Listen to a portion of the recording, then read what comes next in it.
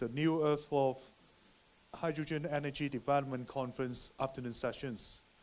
So we are commencing to have our next talk delivered by our speaker, Professor Leung Kok Hai Michael.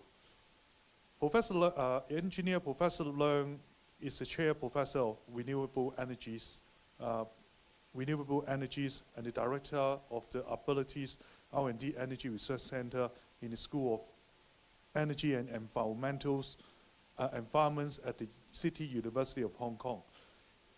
He also a researcher and also academics in this specialized in these areas. Today he is going to deliver topics of hydrogen fuel cell developments. So, ladies and gentlemen, please welcome our next speaker, Professor Leung.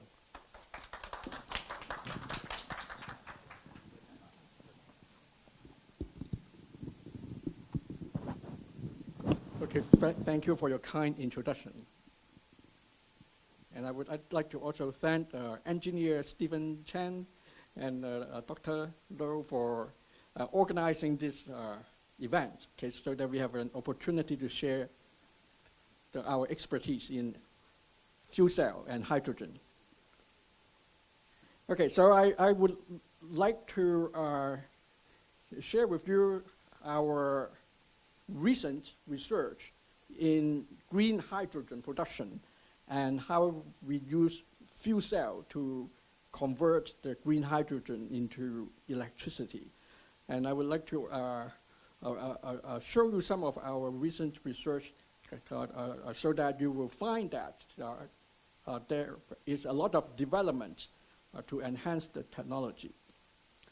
Okay, so my presentation will cover the following challenges: green hydrogen production, green ammonia production. Ammonia is a way to store hydrogen in this approach.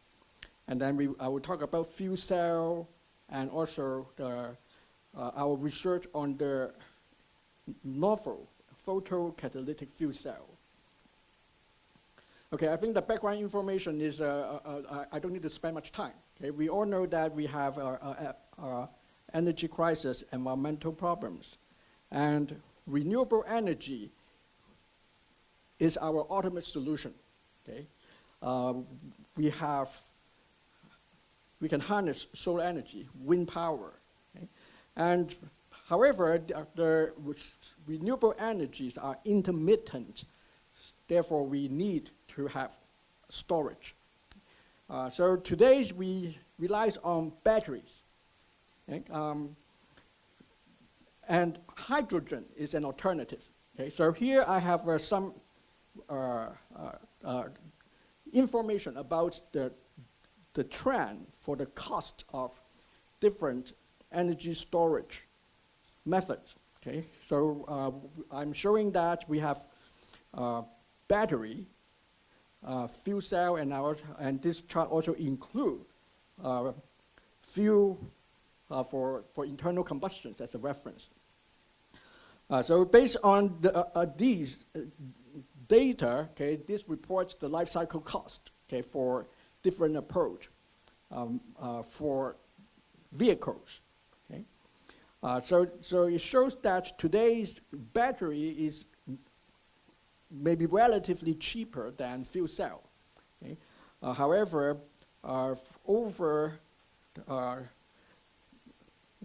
in the future, okay, the technology will be developed better, and fuel cell will be at a lower cost.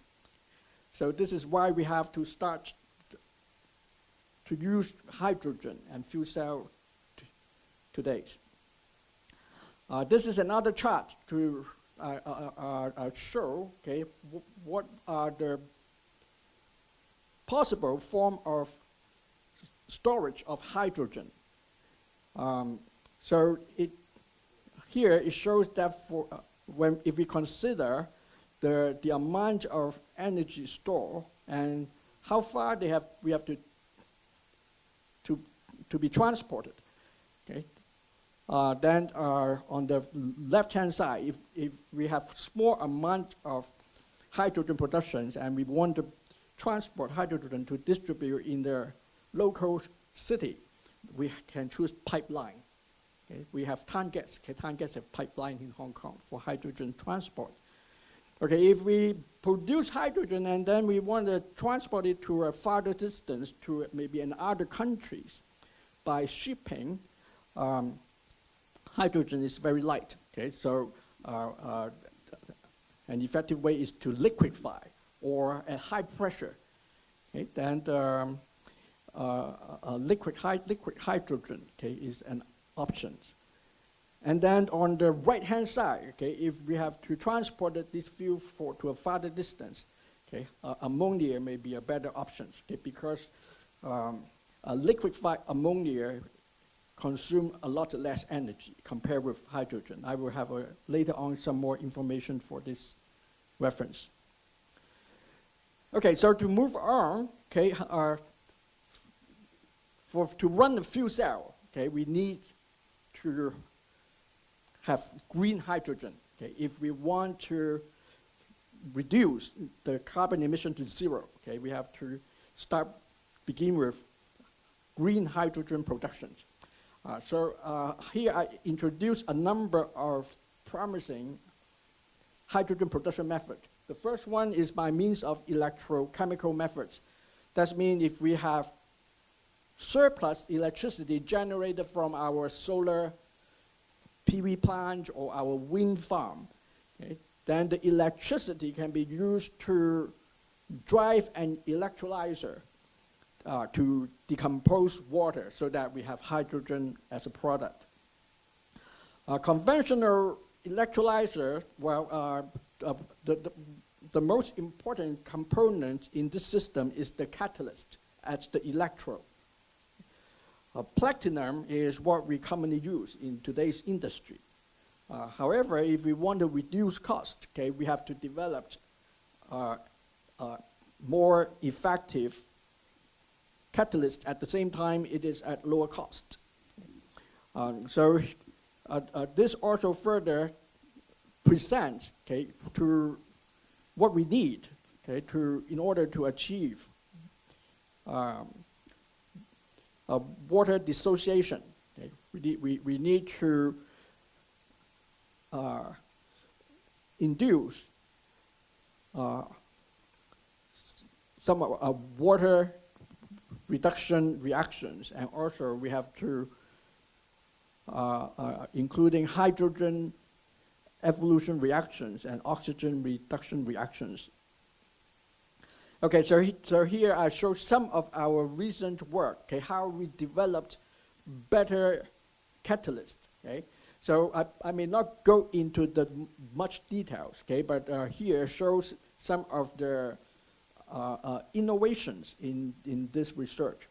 Okay, so first of all, the material, instead of platinum, okay, we can choose other metal compound. In this study, we use molybdenum disulfide, okay, which can effectively decompose water into hydrogen and oxygen.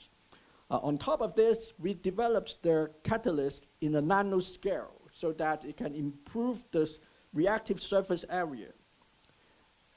Moreover, the surface will be developed in a multi-axis form. So in catalysis, we understand that if the materials axes are most reactive, okay, because it exposes a lot more to the environment. Okay, this is another materials we developed. Okay, this is also an electrochemical catalyst for hydrogen productions. In this materials, this is a composite materials. It includes, again, molybdenum disulfide, and this integrated with cobalt, carbon nanotube. The two materials have different functions, okay, but we have to put the two functions together to increase the hydrogen production effectiveness. If in this materials, palladium disulfide can dissociate water, and then the copper will facilitate the combination of the protons, 2 protons, to form hydrogen. Okay, so this is some of the work we do every day in our laboratory to study the materials. Okay, okay, number 2 is green ammonia. Okay, so why do we, we know hydrogen is what we need, okay, but ammonia is an alternative, okay? And why we need to produce ammonia, okay? So here, it shows one of the strategies to implement the hydrogen fuel, okay? We can build our central green hydrogen production plant at a place where the renewable energy resources are rich. For example, in the northern part of the country, in Mongolia, okay, the sunlight is strong and the wind speed is high. So we can build our renewable energy plant and produce large amounts of hydrogen or green fuel, okay, in this central plant, and then we can ship the green fuels to different parts of the world. So for this strategy, all the green fuels have to be transported long distance. Hydrogen is what we want, but if we want to transport hydrogen to a very far distance, hydrogen has to be compressed to high pressure, as much as 700 bars, or liquefied in order to store it effectively. To store liquid hydrogen, we have to cool it below the boiling point, that is minus 200 degrees Celsius. Alternatively, ammonia is a compound that contains a lot of hydrogen atoms. So it is a form of hydrogen storage. And to liquefy ammonia, the temperature is a lot higher, minus 33 degrees Celsius. So that means that the storage of ammonia is a lot more energy efficient. Okay, so in our research, we developed the catalyst, okay, for ammonia productions. Okay? So this is another material. It looks very complex. Okay? The concept is it mimic some biological process. Okay? In the biological world, ammonia is produced in different ways. Okay, so this is a chemical that models the biological process. So it also includes what I mentioned, palladium. It also includes cobalt. And different materials also perform different functions. When all these functions are integrated together, ammonia will be produced. Okay, for example, the palladium can split nitrogen. We have nitrogen in the air. Okay, we have to, number one, to split the N2 into single atom nitrogen, and then the nitrogen has to immediately react with 3 protons to form ammonia. So this material is purposely designed to perform these functions. Okay, this is another material, another catalyst for ammonia productions. Okay, this is cobalt, palladium, bimetallic atomic pairs. That means the 2 chemicals are fabricated, and they are fabricated in the form of single atoms. And in catalysis, we also understand that. Okay, the smaller the particles, the more reactive the chemical reactions will be. So the smallest particles will be a single atom. Okay? So we produce these materials, and we also test their ammonia production performance. Also find that the reaction are very active. Okay, so these are some of the electrochemical methods.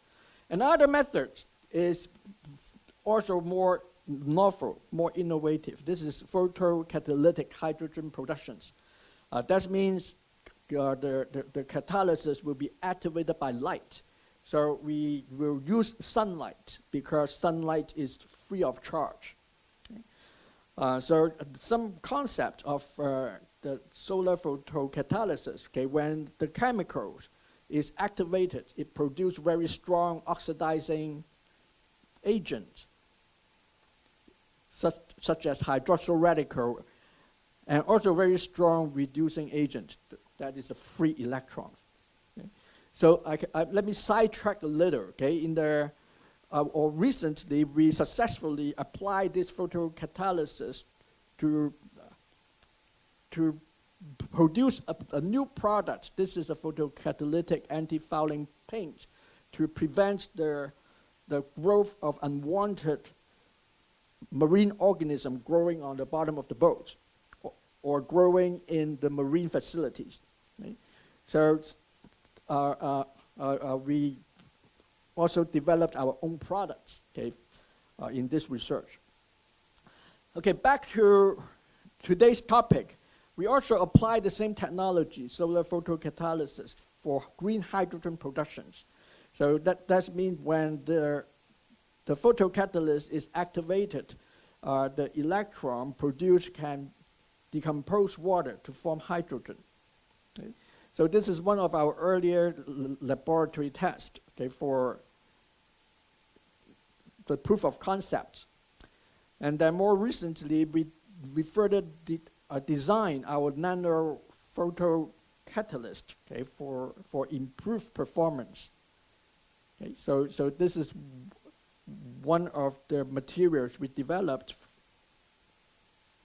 this is another material developed based on another metal oxide, bismuth validate, combined with sulfur bromide. Okay? So all these materials are purposely designed so that they can make use of their solar spectrums and activate their chemical reactions for hydrogen production. Photocatalytic process can be also produce ammonia. Okay? So here it shows the materials we produce and also the performance we measure for ammonia productions from these materials. Okay, so let's move on. Okay, so now we have new technologies to produce green fuels. Then the next step is how we use the fuel to produce electricity. So we have fuel cell. Okay, fuel cell. Okay, you probably have already heard about this in the morning sections. Okay, so the fuel can be converted by electrochemical process to produce electricity. The background, it was for space applications, and today we have commercial products for larger scale, okay, for buildings applications, and of course we have fuel cell cars, we also have fuel cell bus. Okay. And the driver is me. Okay, the best car I've ever driven. Okay, so the fuel cell cost is already driven down to a competitive level. Okay, a fuel cell car can compete with internal combustion engines. And in order to further reduce costs, okay, we have a better fuel cell. Okay, I mentioned photocatalyst before. Okay, so photocatalyst can combine with fuel cell. Okay, so that the advantage is that this system can perform some environmental functions, such as wastewater treatment. Okay, it can decompose the organic waste in wastewater, and the process will also generate free electrons flowing in one direction. That means free electricity. Okay? So this is the purpose of this system. Okay? So we have a lot of research to further enhance the design of photocatalytic fuel cell. Okay, so time is limited, so I have to conclude my presentation. So this could be a poster that summarized all the technologies I have just mentioned. Okay, we have to develop a green fuel, okay, in the form of hydrogen or ammonia by renewable energies. And then we also should have a very effective fuel cell, okay, to convert the fuel that store energy, convert the stored energy back into electricity for our energy demand. Okay, so at the end, I would like to acknowledge my research team and the financial support from different forms of funding. Thank you.